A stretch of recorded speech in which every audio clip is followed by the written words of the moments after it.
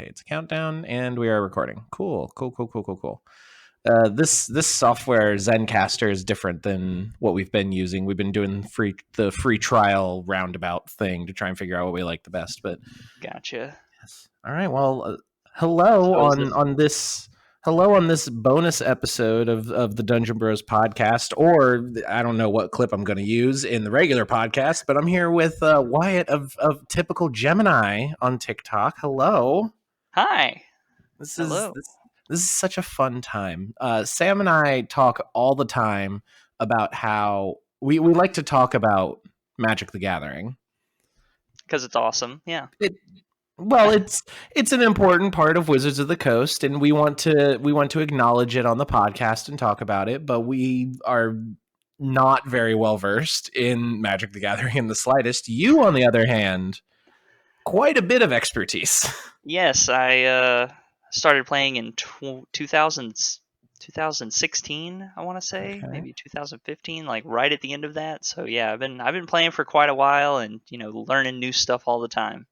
That's I think a year and a half after the first time I was ever exposed to Magic the Gathering. I was a freshman in college, and our RA and a couple other guys that lived on our floor basically just got our entire dorm floor into Magic the Gathering during like the lead up to the release of the Theros set. Oh yeah. Actually, I pulled out of the closet my old Theros stuff, and I've been going through it today in preparation for this to try and remember. The only deck that I really built, and it's unsleeved right now because I took them out of their sleeves, but it was like a blue-white Theros deck where I was using like Phalanx Leader and the what is it even called? Battle-Wise Hoplite to just get like a massive amount of +1/+1 tokens on all my shit. Classic strategies. And we went to like a big pre-release event and all that kind of stuff. And I don't even know if you know what this is, because I still don't even fully fucking understand this ridiculousness. The Magic the Gathering from the Vault. Oh yeah. Thing. Oh man. I won this as like the door prize. Whoa. Those are they were always a pretty good product. Like all things considered, they just kind of started going downhill with like quality and stuff, and Wizards I think replaced them essentially with like secret layers. Yeah. We'll get into secret layers a bit from the episode of the podcast that this might be airing on. The one thing you might be a bit disappointed. This is the one that has Jace the Mind Sculptor Planeswalker in it. I totally just traded that card away like a week after I got this pack. Turns out really tanks the value of this whole set. So yes, unfortunately. That was quite the blunder on my part, but I thought I figured you'd appreciate what that was, because I do. Clearly, I didn't at the time. It's perfectly fine. We all make mistakes when we first get into card games before we realize, oh, that card I traded away because this one was shinier was actually worth like 20 times as much. 20, yeah. The amount of I wish as a kid I pestered my parents more to get me into Pokemon. I wish I were more into the Pokemon cards instead of the Yu-Gi-Oh cards. I have a large collection of old Yu-Gi-Oh cards that I absolutely love, but I could have had like all of the super valuable Pokemon cards. But if it was all just Pokemon, I kick myself a lot about that. But we're getting derailed at this point. How did you get into Magic the Gathering?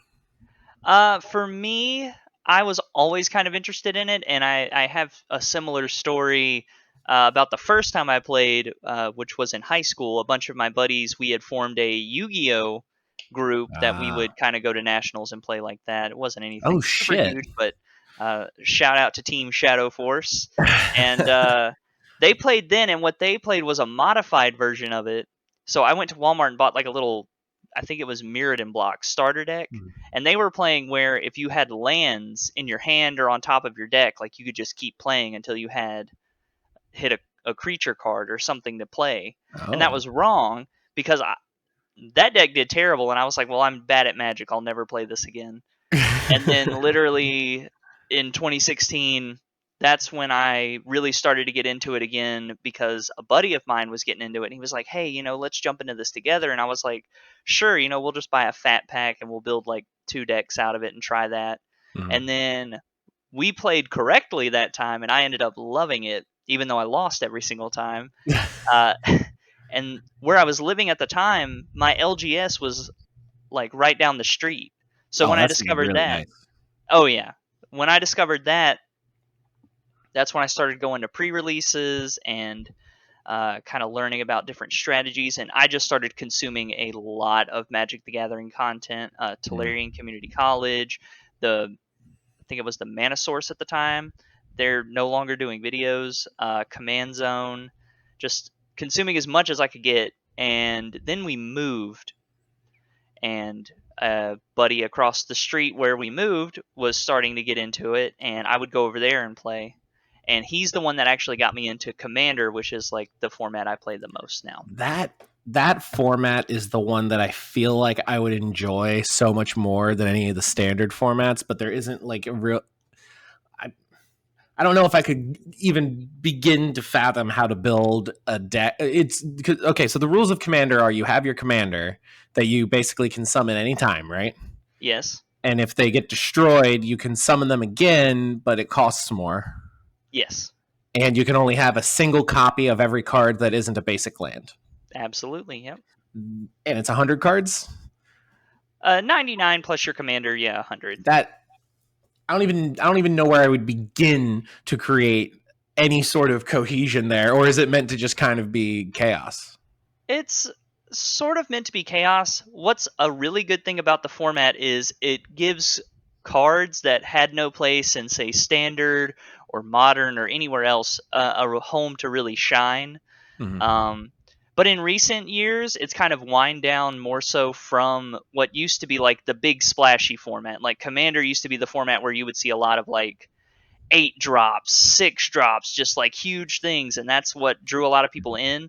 But the format recently, it's still dropping those huge cards. It's just dropping them much sooner, and Okay. we're always slimming down. And depending on where you play in the command level, that can change as well. But um, it's not as hard as most people think it is. You just start with like a concept is what I like to start with. Like I like to pick the commander, and then from there you use.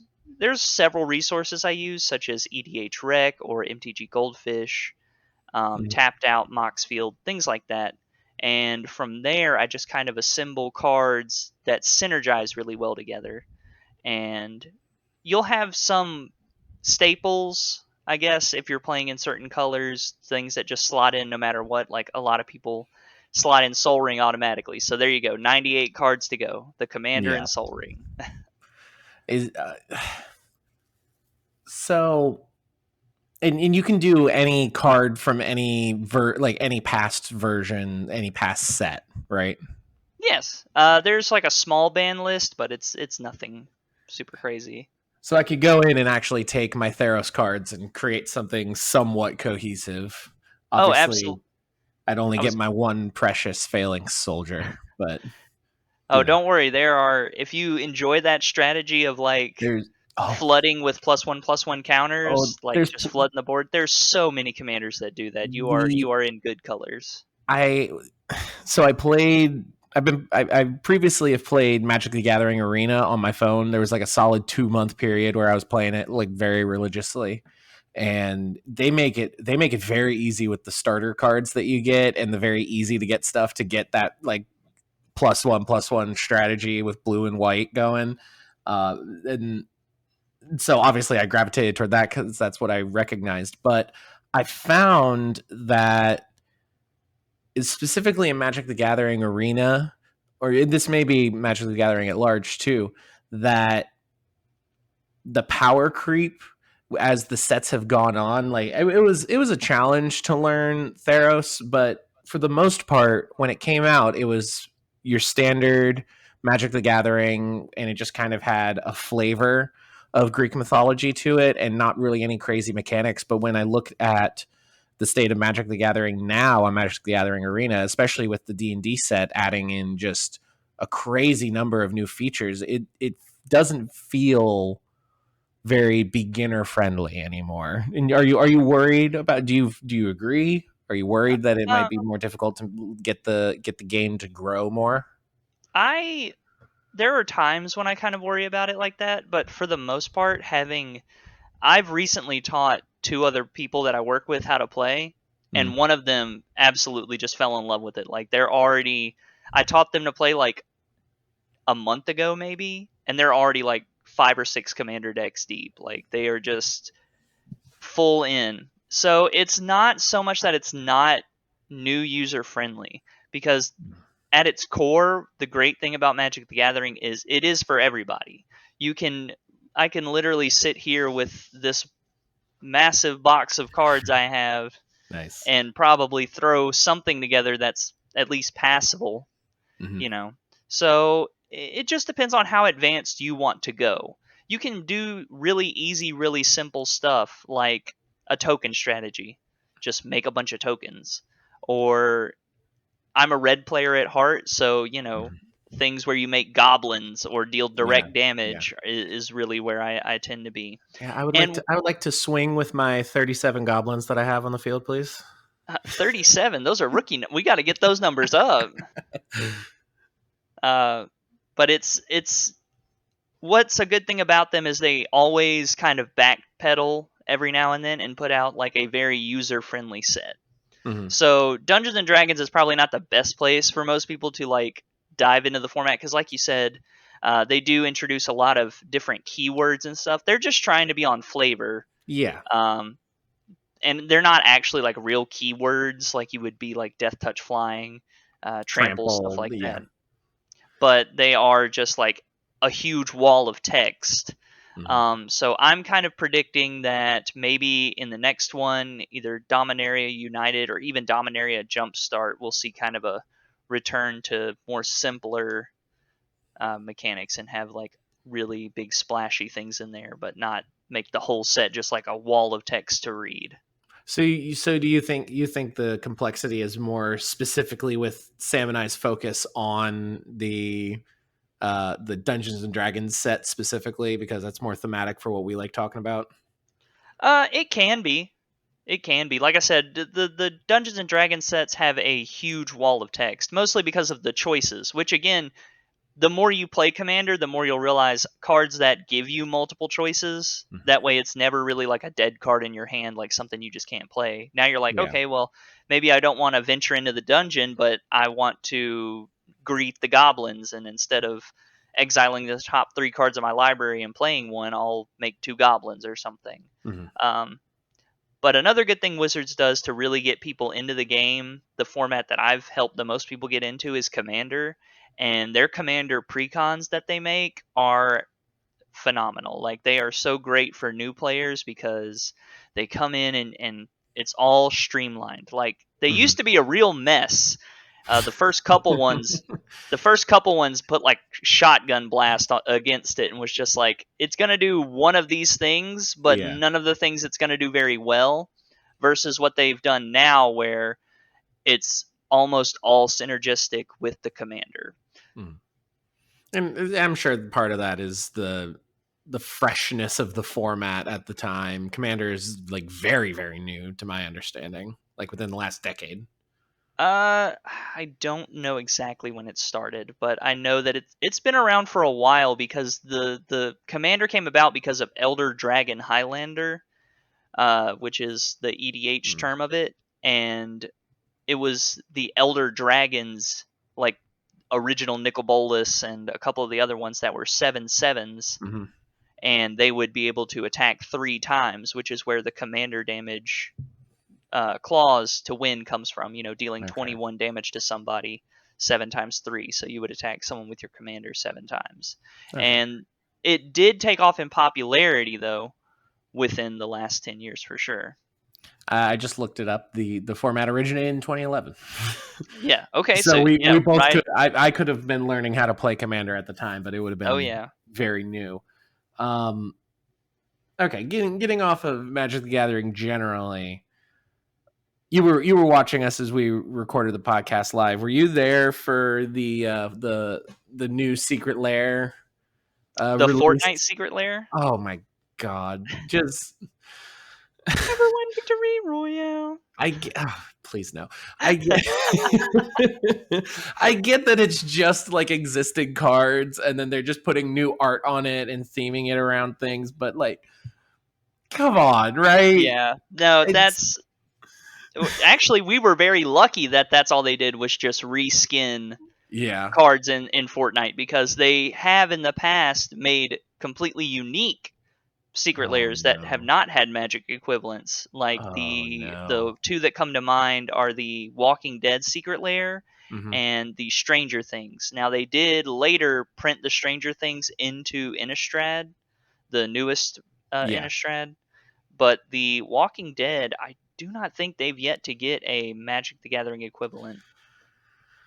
Oh So boy. And let's haven't be thankful for that. But yeah, yes, I it's crazy to me that, I mean, if I would understand if it was at the height of the Fortnite hype, but if it's they did a secret layer, but I feel like Fortnite is no long it's now just a meme. the sad reality of that though is that Fortnite is still like the most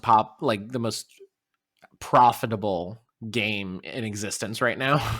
Oh yeah. And I mean, um I have a goddaughter who's like obsessed, mhm. and it's crazy because she just runs around. She doesn't even want to shoot people or anything. Like, she just wants to run around and build or drive like the four-wheeler or whatever around the map, and like people will or just come be over and Thanos and fly across the map and shoot your yeah, you infinity gun. know. Yeah, standard things. I, That game just has so much going on, and it will just continue to grow. I played Fortnite for a little while when it was like on the upswing of popularity, and I'm like, I get why people like this, but this is not for me. And then I jumped back in when they did the Infinity War tie-in with Thanos, and I'm like, this is neat. This needs to stop though. Yeah. We've already kind of jumped the shark a bit much here. Oh, absolutely. And they've just continued. You know, you got the X-Men and Naruto and Oh my god, I everything forgot else. Naruto is in it. Oh no, It's that's his ninja horrible. way. Oh, that's horrible. I mean, Uh, Naruto running has been a meme since like the 90s. It feels like. When did Naruto start? Whenever it started is oh when it yeah. became a meme. Well, you know, I was Oh. definitely one of those kids that Naruto ran to the cafeteria, and like everyone would make fun of me, but I had to do it like this, so I held my backpack so it wouldn't Yeah, wobble back and forth. So, you know, it was yeah. more so out of necessity. But it was also like, it's not that my high school was huge or anything. I came from a very small uh, place, but still, like, Mhm. I wanted to get in there to get my lunch so I could actually eat and not, you know. So when And they not have to started wait. turning it, You get the 25 minutes for lunch, and you have to spend 20 of it waiting in line. yeah, and then when they turned it into a meme and I read it for the first time, I was like, I was literally that kid. Like, And these memes are getting too personal now. I love a good personal meme. Some of them aren't great. Do you, Yeah. do you remember? You remember a couple years ago when there's the all the news stories where there's going to be people storming Area 51 and Naruto running to get them aliens. Yes. I oh my oh my god. I work in television and we covered it. Oh my it god. that was the ultimate like, oh, cringe niche internet things are colliding with like my real world and I don't like this. It's That is I'm sure that when you report on like a story you know is either like a meme or oh yeah. fake or something like that, you're just like, "Ah, guys, come on. Like, Late work with me here." Yeah, lately my big like eye rolling thing is every time they talk about Stranger Things and try to talk about D&D, which is like a sentence if that, and it's always like, "Oh, that is a gross overgeneralization of what what the D&D Oh, hobby is." oh yeah, but you know, you got to keep it simple to like draw the people in. Like, that's Yeah. why when they do the fight with Eddie and the Vecna thing in the beginning episode, it's always like, you know, they just show like the one or two of them rolling dice, and they don't Mm. show anyone rolling death saves or anything like that. They just kind of pan over them and they're all having fun and stuff. And that's what's really Yeah. going on. But what they didn't know is that they were actually just rolling to seduce like the local goblin or something, you know. I mean, what's life without seducing a goblin or two? You Exactly, know? you know, they Yeah. just wanted to focus on Vecna, but I'm like, hey, show people what D&D is really about, you know, give them the whole story. Yeah. So for as for D&D, this is ostensibly a A Dungeons and D&D Dragons podcast podcast. more than a Magic the Gathering podcast. Uh, Yes. but when did you get into Dungeons and Dragons? Was this a thing that segued into Magic the Gathering or segued from Magic the Gathering, or were they just kind of independent of one another? They were definitely independent of one another. And so growing up, I listened to this song. I found it when I was like, I think like 10 maybe, and it's Mm. called Hail to the Geek. And one of the lines in it is, I got a halfling level 13th fighter thief. And I always thought that was like badass.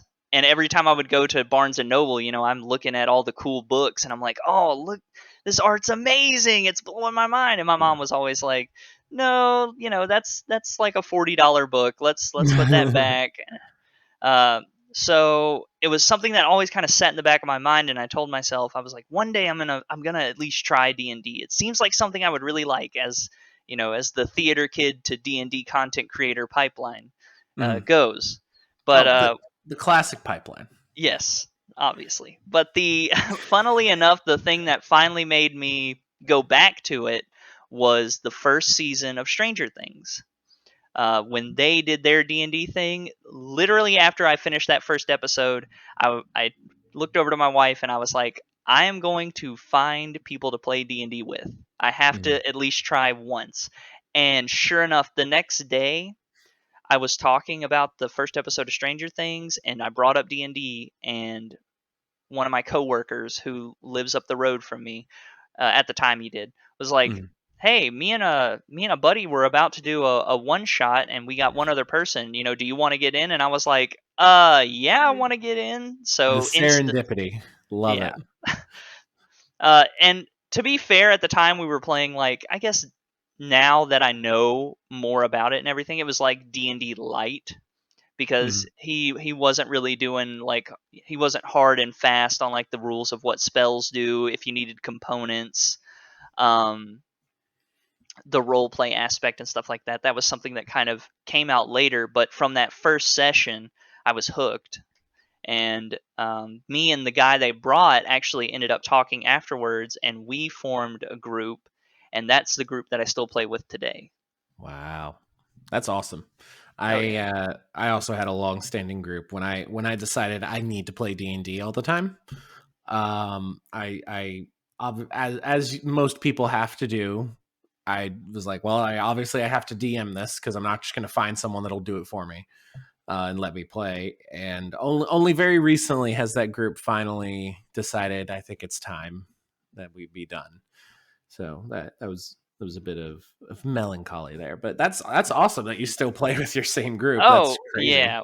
Well, the first group I played with them for a long time, but then just like schedules started conflicting, and my my first DM was a great DM. Like, he wasn't one that would like turn you down or tell you no or anything like that. He was like very open to the creativity.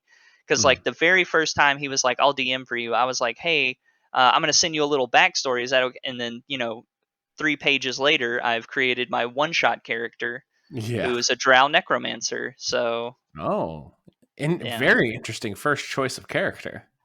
I had been watching a lot of Lord of the Rings, and I was like kind of obsessed with the Witch King, and Mm. I was just kind of like, let's do something with the undead. So he was like, "Oh yeah, that's badass." And this was before I knew like wizards were a super complicated class with all kinds of spells and whatnot. So I was just like mainly focused on animate dead. That's all I wanted to do. I was like, let me just bring people back from the dead. That is the ultimate necromancer goal, is to just have your skeleton army. Right. Um, have you since then? What have you played? Since then, I've played a Tiefling Warlock, which was one of my personal favorites. I've played a Dwarf Bard, a Halfling Bard, a Halfling Sorcerer, and most recently, I'm playing a Turtle Cleric of the Light. So you are a big fan of the spellcasting side of D&D then?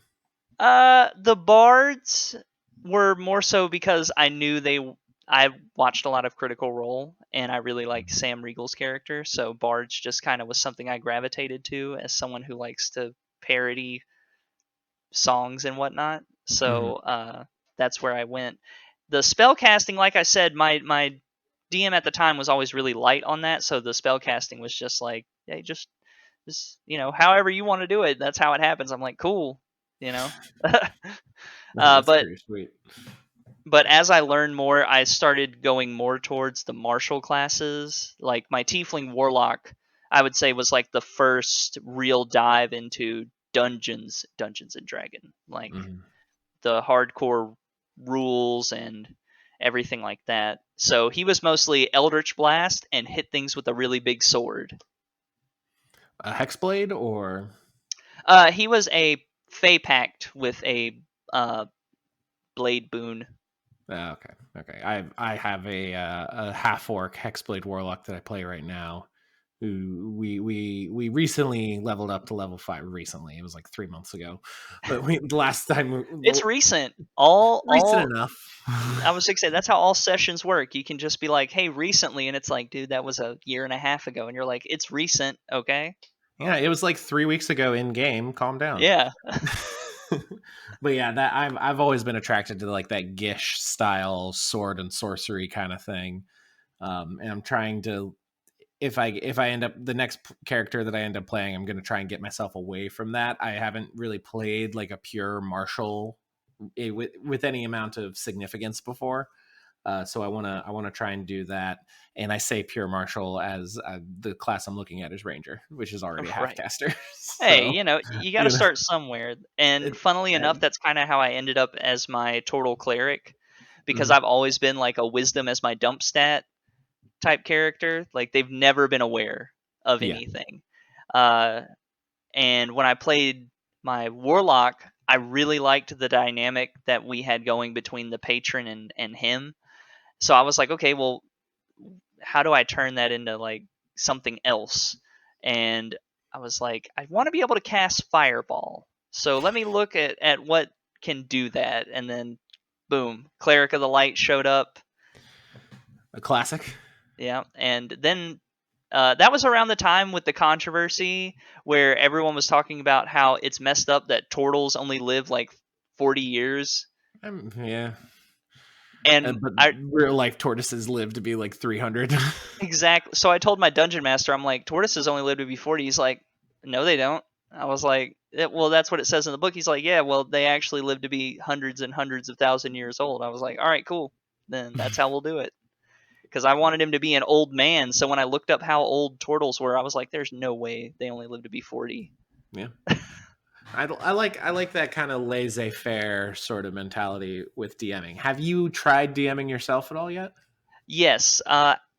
My current dungeon master, um, shout out Corvo, uh, he actually was the one that played in a lot of my first couple games, because when we got away from the Dungeons and Dragons Light that we were playing essentially, um, I really wanted to take over, and I kind of had this story in mind, and we started it, and everyone was having a really good time, and then it fizzled, kind of like most campaigns tend to do. But there was a string of one shots that I would do, and I still do one for my birthday every year. Like most recently, I did a level 21 shot where the players got to take on a Tarask. Oh, Uh, that's fun. oh yeah, I'll have to send some pictures after the podcast because I don't think I could like pull them up on here. But we did not have models to scale, so we ended up having to use a alien queen that was roughly the same size and a Megazord to That's represent the other classic. character. Yeah. That is so classic. I remember the first like actual boss fight that I ran. Um, it was supposed to be like, oh god, there was supposed to be like an out, like they're trying to sneak through a battlefield, kind of Osgiliath style in Lord of the Rings, if you're familiar with that. Oh yes. And I needed a treant that's like allied with someone at the destination that's working their way through, and then they had to like get through the battlefield without the treant being like, oh, there's another person, I'm gonna fuck them up. Yeah. And I can't even remember I don't remember exactly what I used, but it was something like a toilet paper roll that like I crumpled over on itself and like it glued together into like a vaguely tree-like form. I think I don't even remember. That was like 4 years ago at this point. Oh But yeah. we've we've leveled up the setup a little bit. Um, Hey, it's the small steps you take to get where you're going, you know? I've yeah, I've discovered a love of crafting for terrain bits, and I've taken things like a bunch of random toys from the Dollar Tree to make like mechs, and this mech Oh, right that looks here. incredible. If you are from, it really isn't. It looks good on camera. Yeah. You get here in person, you're like, oh, this is just a toy, but for like it's crazy how simple it is now to get like good looking stuff.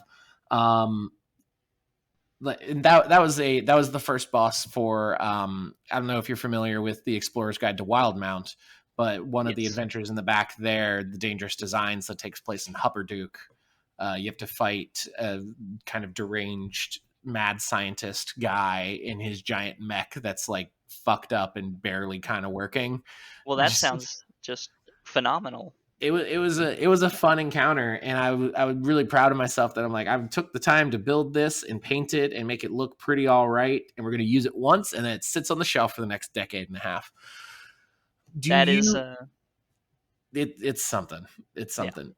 Do you tend to play like 2D theater of the mind, marker and bottle caps style D&D? Have you been getting into 3D terrain at all, or is it We virtual? uh, me and my group, we've actually it's been like a crazy evolution we've seen because we were when we started playing, it was all theater of the mind. Mm. There was no board or anything. But the more and more we got into it, the more we've expanded what we've had. So yes, now we don't have a whole lot of 3D terrain, but we do have miniatures. For we actually have Hero Forge minis for our Mm-hmm. characters. Most of us do.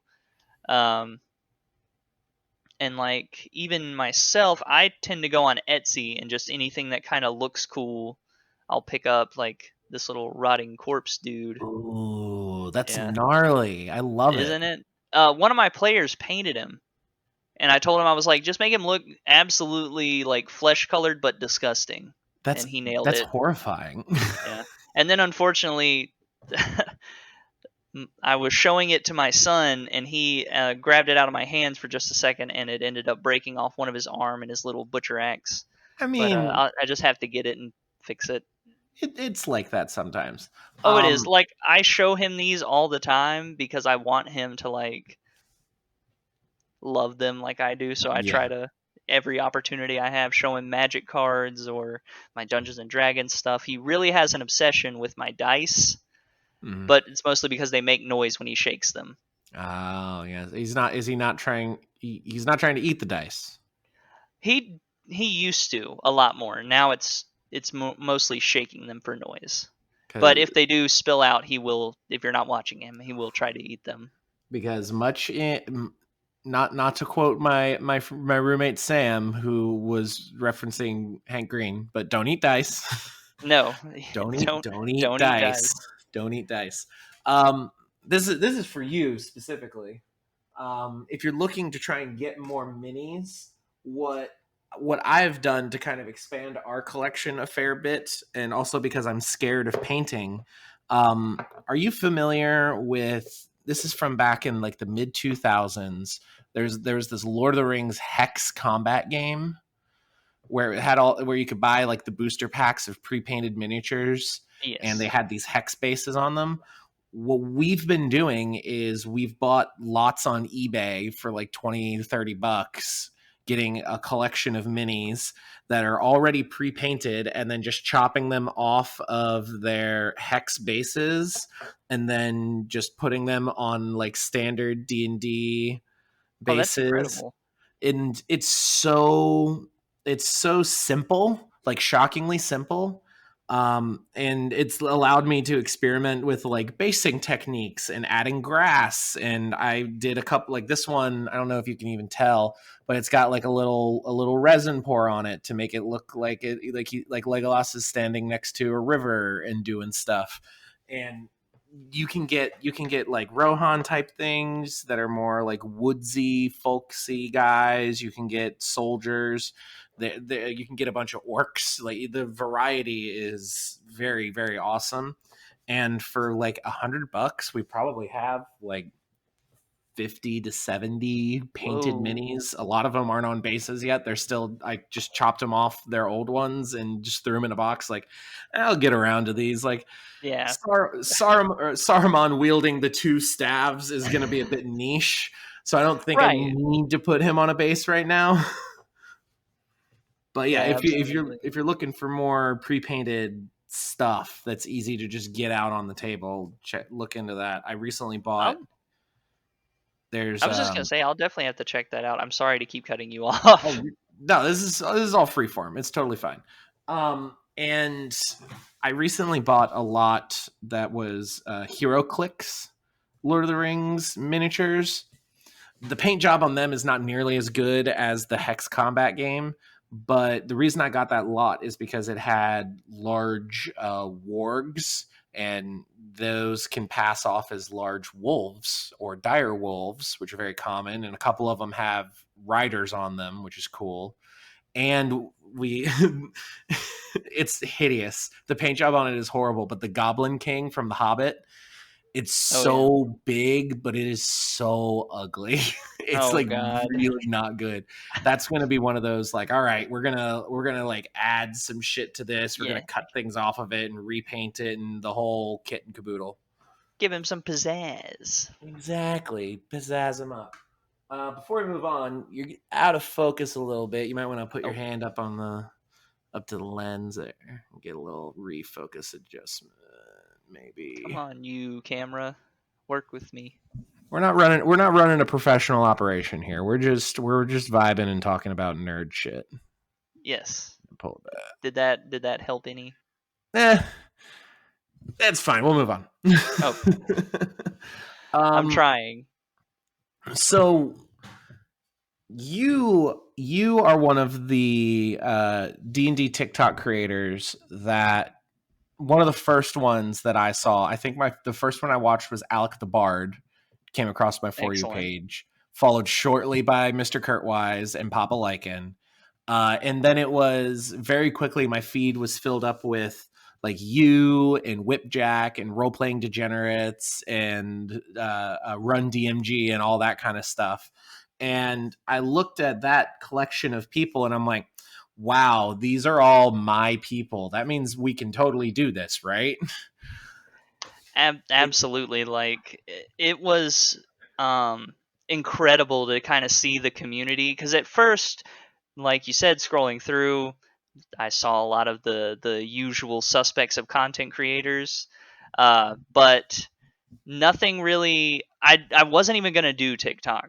Mm-hmm. I was just gonna watch, and it was one of those things where it was like, this app's great, and my friend at work was like, you could do that. I was like, nah, these guys are incredible. There's no Yeah. way. And he's like, try it. And I was like, okay. So that's kind of how it started. And at first, it took a little while to kind of find what I wanted to do Mm-hmm. because if you go back and watch for like my really early content, like my first video was a mole that I dug up out of the ground because he was destroying my yard. And I tried to do like Lord of the Rings skits, but they Yeah. never really felt like authentically me, and they never really did super well. And when my first video finally took off, it was like a Road to El Dorado video. That was like the first one that kind of like blew up. Interesting. Um, oh yeah, it was. That was very surprising because I posted it and went to sleep, and the next morning I woke up and it was like at 30,000 likes. So I was That just wow. yeah, I was blown away. But shortly after that is when I started getting the real Dungeons and Dragons content creators and the Magic the Gathering content creators, like My Hands Are Blank, Mm-hmm. the Man with One Boot.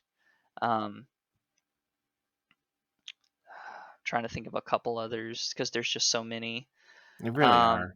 yeah, and I was like, oh, I'll do this. So when I started doing my Magic the Gathering content in Dungeons and Dragons, that's when I really felt like the people that were following me for that. It wasn't just like a one-off, Yeah. huge likes or anything. Um, and still to this day, probably one of my favorite videos was it was with the armadillos keep digging sound, Yeah. and it's like, why did you become a wizard? And it's a frustrated halfling, and he's just like, armadillos keep Let's keep digging. digging. Yeah, I remember that one. yeah, that was like that's one of my favorite ones Yeah. because I love halflings. Like aside from aside from the turtle cleric that I was telling you about and the tiefling, Mhm. most of my other races were very short. Even the drow necromancer, I only made him like 4'9". So I usually play like very small races. And when I found out that halflings get lucky for free, I was like, Mhm. oh, this is like my favorite thing now because not only are they short, they're naturally lucky. Yeah. Oh man, it. So you were just kind of like convinced to do D&D TikTok by a friend, or you were like, "Oh, what was that spark that made you want to contribute as opposed to just sit on the sidelines? Was it just being like, "Hey, you should just do it," like that outside influence of like giving you permission almost? It was kind of that. But I think it was I made one of my Magic the Gathering videos. It was really early, and it was just um it was me dancing for like it was when Strixhaven came out. That's it because they Mhm. had two different versions of the cards. They had the Mystic Arcanum, and then they had the Japanese versions, which were like two different arts.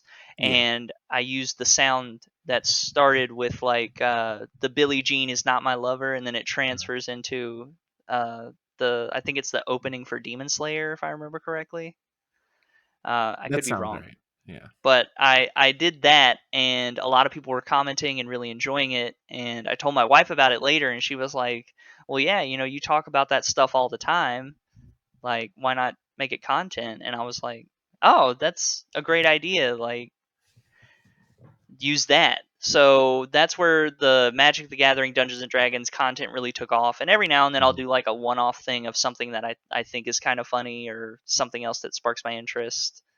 But for the most part, like Magic the Gathering, Dungeons and Dragons, that's what I do a lot. I'm trying to bring in 40k because I absolutely Oof. love 40k lore, and it's been incredible. I learned a That's lot from Wes Hammer, yeah. That's and one of those communities, the Warhammer community. Even being as entrenched in the D&D community as we are, the 40k community scares me uh, sometimes. they're great, and like the memes and stuff they have are fantastic as well. Mhm. The thing that scares Dungeons and Dragons players away from 40k is when you start looking at the miniatures. Like Oh, that for sure. Creating when you like a start con squad and yes. oh, that very intimidating. And then of course it's like, oh well, I need do can I get the official minis or are proxies fine? Because some people think proxies aren't fine. Oh And yeah, yeah. that's a big point of contention. That's one of those things that constantly comes back around in the Magic the Gathering community about proxies. Mhm. And I'm of the mindset like if you want to play the card, play the card. Yeah. Proxy or not, just play it. As long even if you just want to proxy like Gaia's Cradles and the Mox Diamonds and the really expensive cards of the format, I'm like, I'll never see those cards in person probably. So yeah, I'm gonna proxy them if I want to build a deck that has them. Mhm. And I just don't think money should be a barrier into doing what you want to do. Like I've started my journey into CEDH, and that is so full of proxies. That community is so welcoming because they're just excited to have people want to play at a competitive level. Mhm. competitive level. I have to put it in parentheses because I feel Yeah. like people, when they hear competitive, they're like, "Oh, that it's an instant turn off." But it's like you're just playing at a higher power level with more interaction and a Mhm. solid goal in mind. All right. All right. Oh boy. I feel like we've covered quite a lot here. We've just been all over Oh the yeah. place. This has been just great. I've enjoyed this. Are you okay? This is a little bit of a plug for me, but a little bit of I'm hoping that you have something cool. Sam and I are going to be going to Gen Con at the beginning of August in Indianapolis. Have you made any plans to go to Gen Con or some other sort of fan event, sort of nerd culture thing in the future that we might be able to meet? I currently no. That's Ah, the answer. The last time I went to a con of any kind was MTAC forever ago, and I don't even know that one. that's the Middle Tennessee Anime Convention. Oh, I It used was to a I used to go to school up in Bowling Green, Kentucky, like an hour north of Nashville, and that would have been my fucking shit if I knew that oh yeah. that was the thing. The year we went, there was also a horror convention and a tattoo convention going on at the same time. So like, talk about a true meshing of Wow. worlds. You just walk across the con floor and you're in a horror convention with like that was when Walking Dead was like huge at the time. Yeah. So we got to see Harold. What was his name? It's the guy that plays Daryl on The Walking Dead, Oh, and Norman I'm Reedus. complete. Norman Reedus, thank you. I wanted to say Harold Ramis. Norman Reedus. We got to see him use the bathroom. Oh, Yeah. does it Well, does it no, live I up to the mean hype? he walked into the bathroom and we were just like, "That's Norman Reedus." You didn't follow him in Of like all the course not. We're stories not of creepy crazy. people that all the stories of creepy people that follow celebrities into bathrooms and harass them for autographs and Oh pictures. yeah.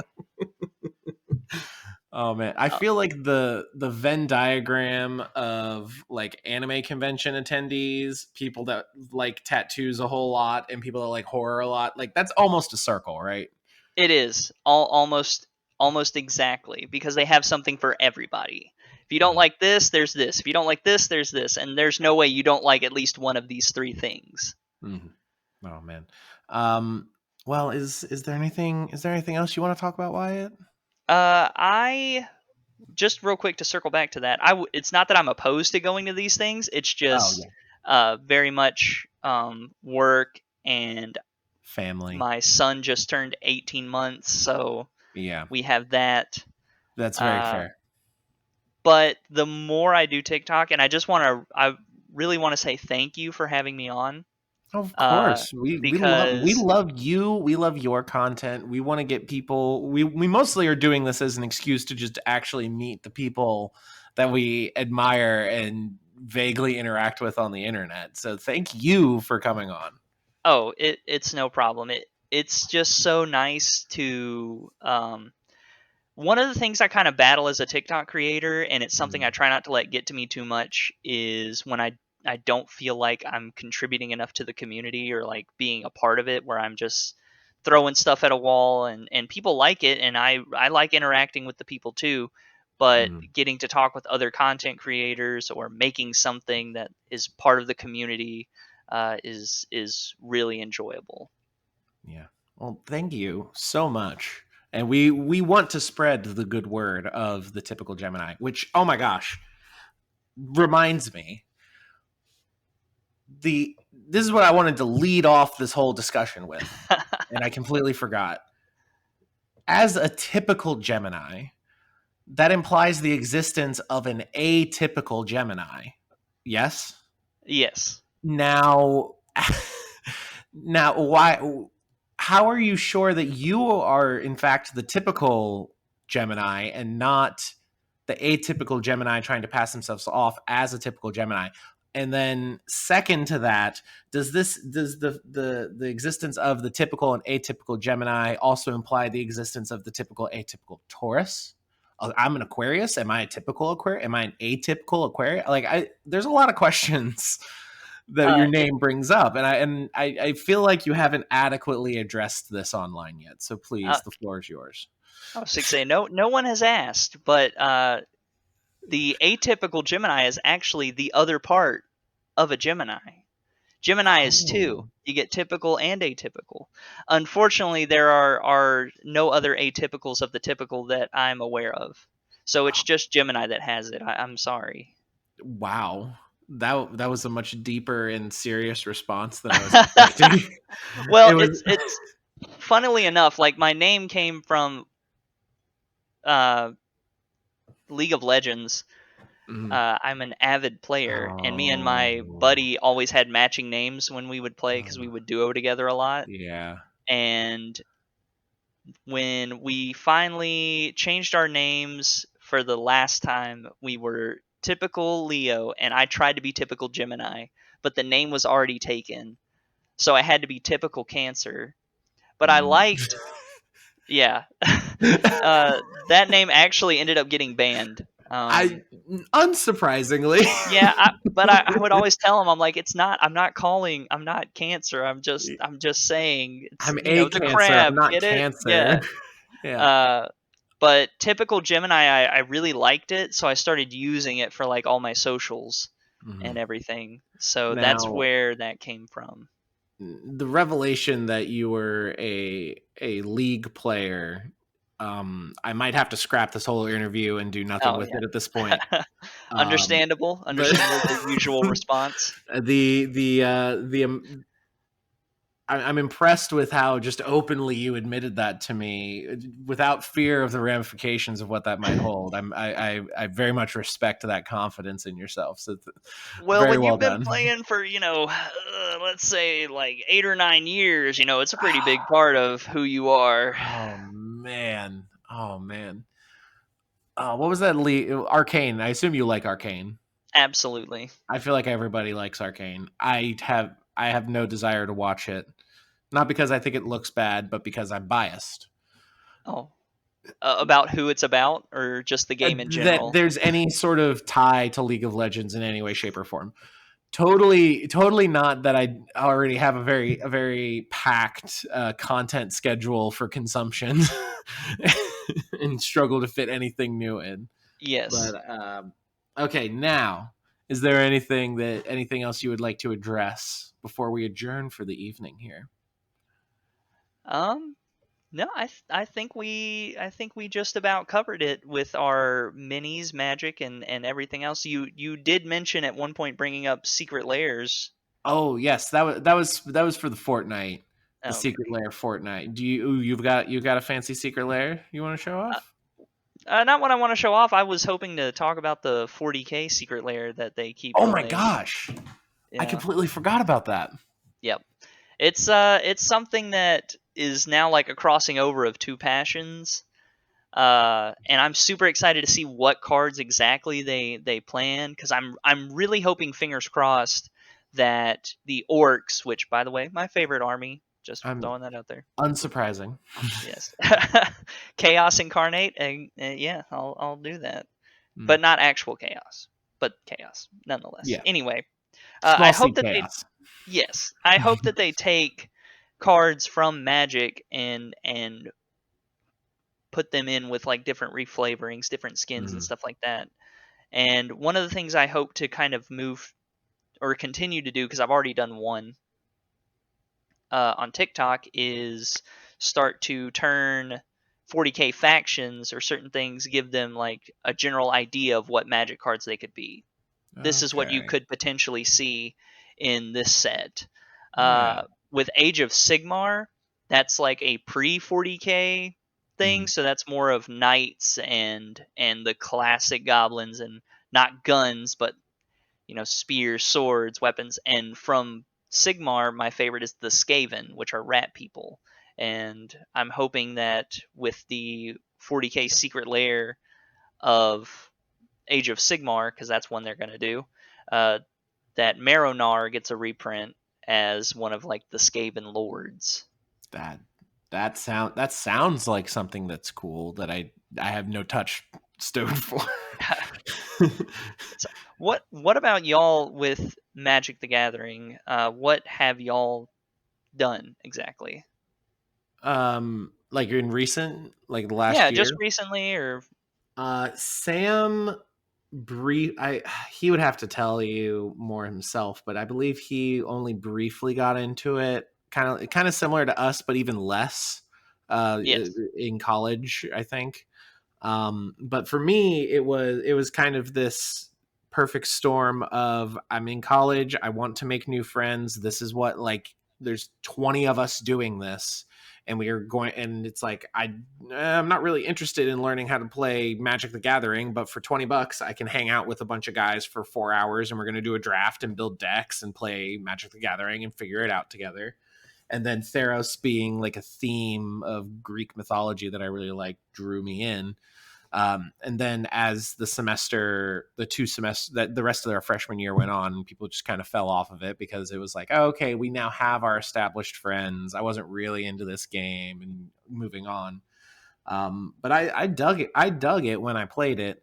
And then the several months of Magic the Gathering Arena where I had to duck out because I was just like, I every time I wanted to branch out into something new, I would fool around with a goblin deck and I would like kind of get it to work. And it's like, okay, now I need to like play with this suboptimal deck to get to the point where I can get cards that make it better.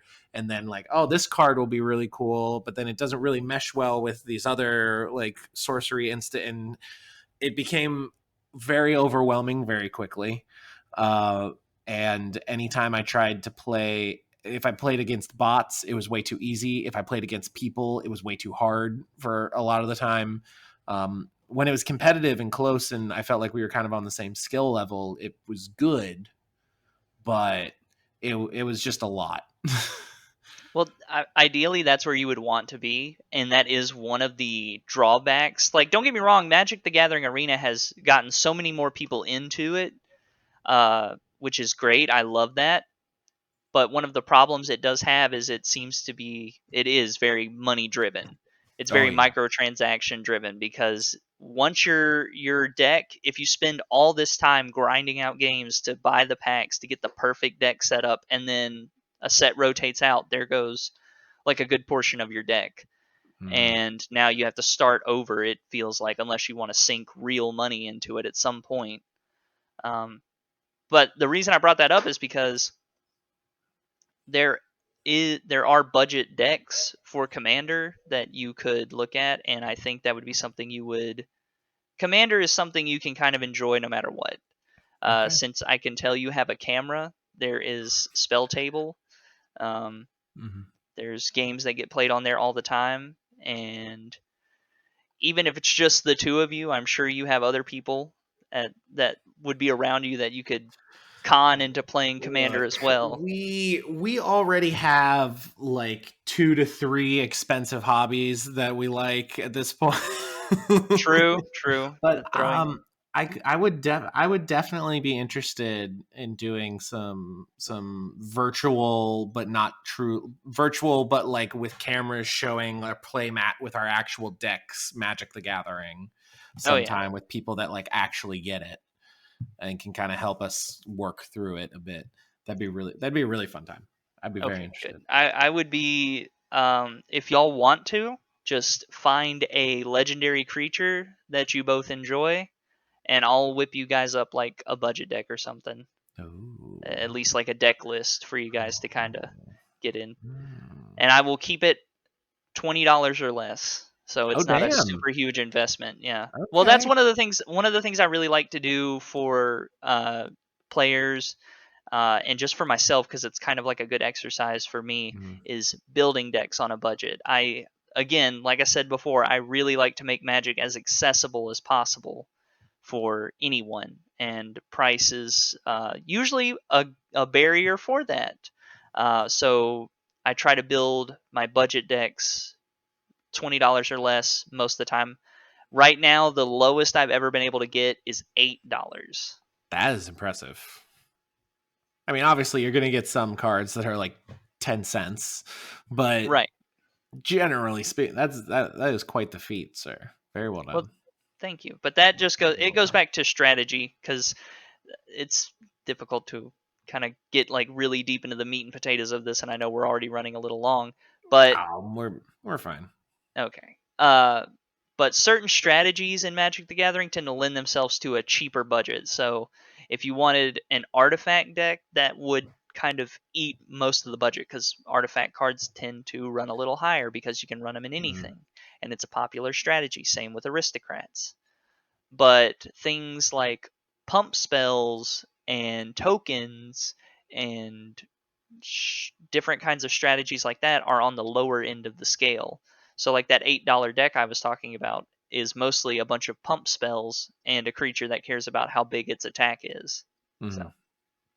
Fair enough. Fair enough. All right. Well, even though we could go on for quite a oh yes, while, I could talk about this forever. we Magic have a. and Dungeons and Dragons, and if Sharewine deserves to be on the list of best sodas. I mean, this one does. Ale 8, a southern classic, deserves to be on the list more than freaking Cheerwine does. I can tell you that much. Oh wow, that Yeah, I I was think listening to that part of the podcast and I was that like, was I definitely need to bring this up when we talk that, because the fact that Reese's was left off of a candy bar and which is Sharewine was on the list. foolish. It's a fucking candy bar that's just in a different shape. Like worthless that list. Yes. As If you most let of them these melt, tier they're a lists, candy and bar. you're getting me riled up, and I'm like trying to go to bed soon, man. I need to like wind down. I'm getting all up. But where can they find you on the interwebs? Obviously, typical Gemini on the TikTok. Is there anywhere else you wanna pump Uh, up? yeah, if you look up typical Gemini TT, capital two T's, Mm. on Twitter, you can find me there. And if you look up typical Gemini on YouTube, I'm slowly trying to branch out onto YouTube. Hey, we Um, are too. We are hey, there we too. hey, Let's get yep, synergy. yeah, Synergy. We are a corporate entity now because of yeah, synergy. exactly. But that focuses a lot more on the Magic the Gathering side of things. So I've explained combos or given ideas. Mhm. They're mostly my TikToks that I just post as shorts. So if you watch one, you watch the other. But I am slowly working on a video to release on there. And if you go look right now, you see a bunch of really cringy stuff from 2010. Ah, yes, the classic. We decided to avoid any possibility of cringe 20 teens content that I may or may not have made that may or may not exist anymore, and Right. just started a new account Yeah. for ourselves. Uh, I would have, but I felt I just changed my name and stuff, and a lot of the content that I did on the YouTube channel was either jackass esque stunts because it was really popular at the Oh, time, yeah, or Yu-Gi-Oh because I was that really big into Yu-Gi-Oh in high school. that checks out. That all checks out. Well, thank you very very much for joining No, us. thank you so much for having me. We would love to have you on again sometime. I would love when the Dungeons and Dragons wargaming game D&D Onslaught comes out. I would love to have you on to talk about that in Oh, 40K. I would love to be back on anytime you guys will have Great. me. I will gladly hop back on. Of course. Well, thank you again, Wyatt, typical Gemini on TikTok. Please follow him. He's very awesome. Of course, you can follow us, the Dungeon Bros, on TikTok, YouTube, Yeah, definitely uh, follow them. in Instagram, They podcast have a services cat. round the globe. Round the globe. You can also join our Discord server and get stuff. And we have homebrew on Drive Thru RPG. I'm not good at the outros without. I don't do well when I don't have my partner here. Oh yeah, So no, it's not, but remember, they're not brothers. we are not brothers, nor do we live in a dungeon. Yep. That's his the we're not brothers thing is my thing, and then he's the we don't live in the dungeons thing. So I don't know his part of it. He has the cadence for it. I don't. It's a Hey, whole thing. And it's all good. It's this all house good. of cards is falling apart around me. This isn't even a shelf. This is just cardboard and a picture that I printed out. I'm actually in a warehouse in Jersey. I don't know what I'm doing. Uh, and I think that's where I'll stop.